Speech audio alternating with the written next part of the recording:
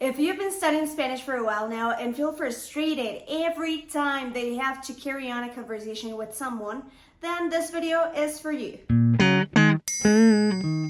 Hola a todos, welcome back to our channel. My name is Mariana and today I'll be sharing some tips so that you can start having actual conversations in Spanish that go beyond the small talk, isolated phrases, and basic readings. So let's get right into it. I don't know about you guys, but I absolutely hate small talk. And I know that's a pretty common thing that occurs to people who are learning a second language. But why does this happen? So when you start having conversations in another language, you might start noticing some challenges, such as lack of vocabulary, pronunciation issues, fear of making mistakes, not understanding complex grammar structures, or even some listening comprehension issues. And well, these problems can be more noticeable when you're having a conversation with a native speaker.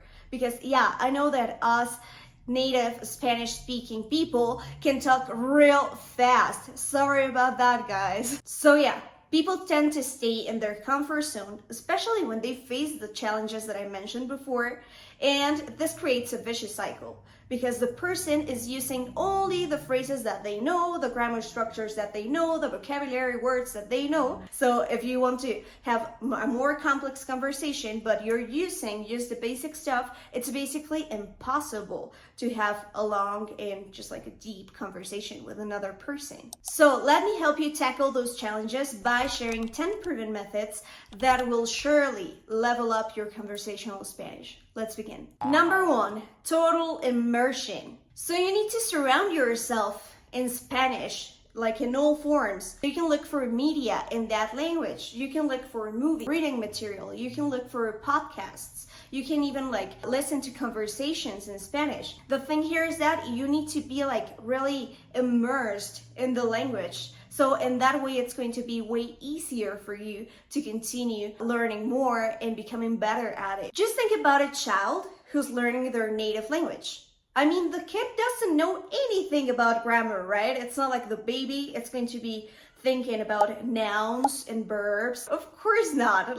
They only listen to the language, they have that immersive experience, and that's the reason why us human beings learn our native languages. So go ahead, change your phone settings to Spanish, start having that immersive experience, and just enjoy the ride because it's super fun. Number 2, intensive speaking practice.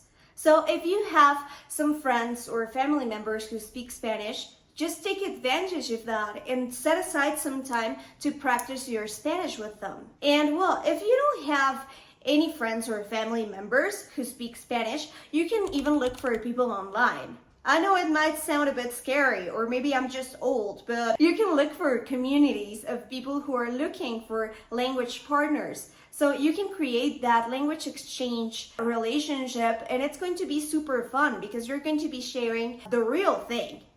Talking to a native speaker brings you a lot of vocabulary words that they don't teach you at school. And in this way, also your confidence and your comprehension skills will just go up. You're going to feel so good about yourself because you're being able to maintain conversations, and you'll notice that it's a game changer. Number 3, learn slang and idioms. Slang and idioms own a heavy cultural meaning. So you can start watching some movies in Spanish, or you can start listening to some songs, or even reading some books if you're a bit more advanced, and just try to understand those slang terms. And just you can Google them, and it's a super fun exercise to say what is this supposed to mean? And you just Google it and you can find the meaning. Also, if you have a native Spanish speaking friend, you can ask them about it. And well, in this way, you're going to sound more natural when you're having a conversation because you're going to be using words that native speakers use. Number 4, shadowing technique. So if you're listening to a song in Spanish, or if you're watching a movie in Spanish, you can try and mimic some phrases that you hear.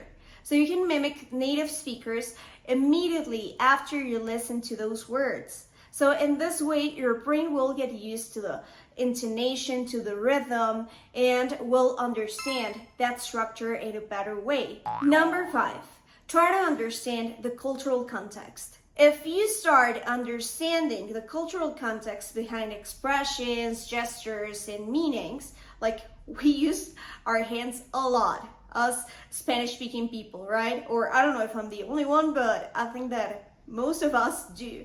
And that it's related to a cultural aspect. So if you start learning those cultural aspects, then it's going to be way easier for you to acquire that language. So you can start watching some movies in Spanish and really just like focus on that cultural aspect of the movie, or you can look for videos on YouTube about the cultural aspects of different places that speak Spanish.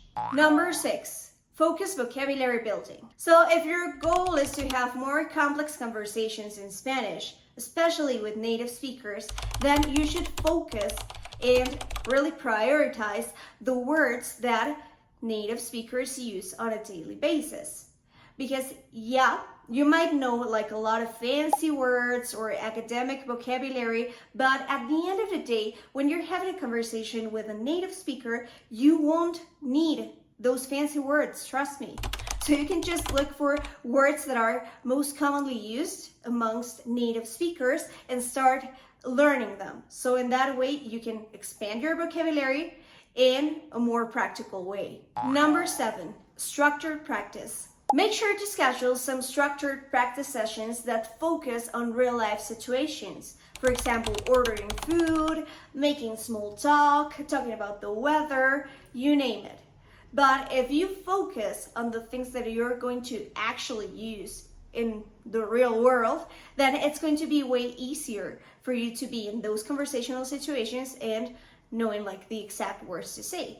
So if you're taking Spanish lessons, you can even ask your teacher to set aside some time during your classes so you can focus on those conversation activities. Number 8, immediate feedback. If you're taking Spanish lessons or if you're practicing your Spanish speaking skills with a friend or family member, then it's important that you ask for feedback from them.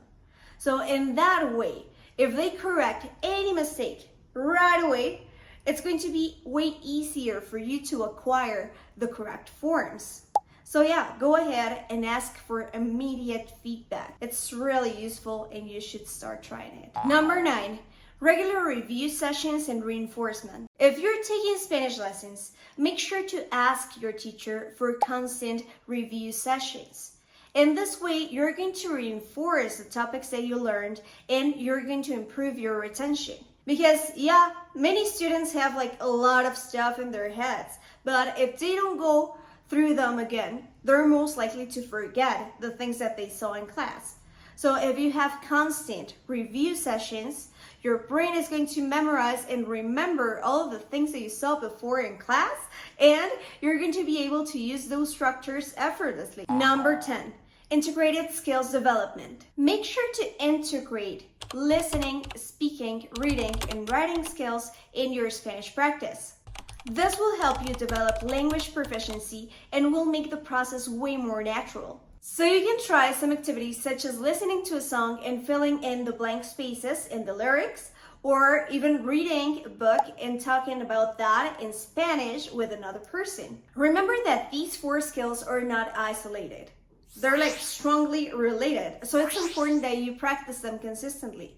So in that way, you're going to be able to acquire the language in a better way, and also your production and comprehension of that language is going to be way better. So now I'll say some sentences and you'll need to identify whether they're true or false. Ready? Number 1. If you want to sound more natural in Spanish, you should avoid learning slang terms and idioms at all costs. Number 2. Having an immersive experience is one of the best ways to become fluent in Spanish. Number 3. Understanding cultural aspects when learning a second language can help you avoid misunderstandings in conversations. So let's have a quick recap. Remember that in order to become fluent at any language, first, you need to get rid of the fear of making mistakes. And 2, you need to get like a real immersive experience. After a few years, many people from the US and other English-speaking countries started arriving to my school. And that was the moment in which I learned the most, because I was having conversations in English almost every day, and I was just like using the language on a regular basis. And I was kind of learning in a magical way because I wasn't even like studying grammar that much, only for my quizzes and my tests, but that's it.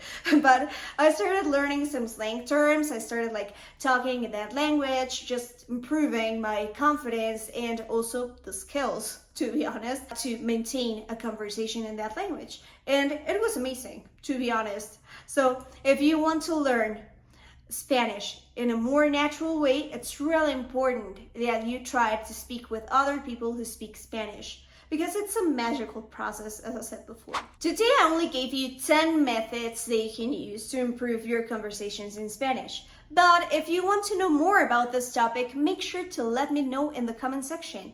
And also, if you like this video, make sure to hit that thumbs button and subscribe to our channel. Do you have any methods to improve your conversational Spanish that you would like to share with us? Let us know in the comment section. Remember that learning a language is a journey, not a race. So just enjoy the ride, have fun, and don't give up on your dream of becoming fluent in Spanish. You got this. And remember, if you want to become fluent in a faster way, you can start taking some Spanish lessons with a native certified teacher at the comfort of your own home.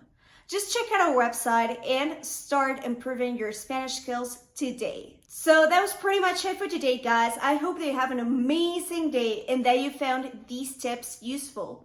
And well, I'll see you around. Have a great day. Bye.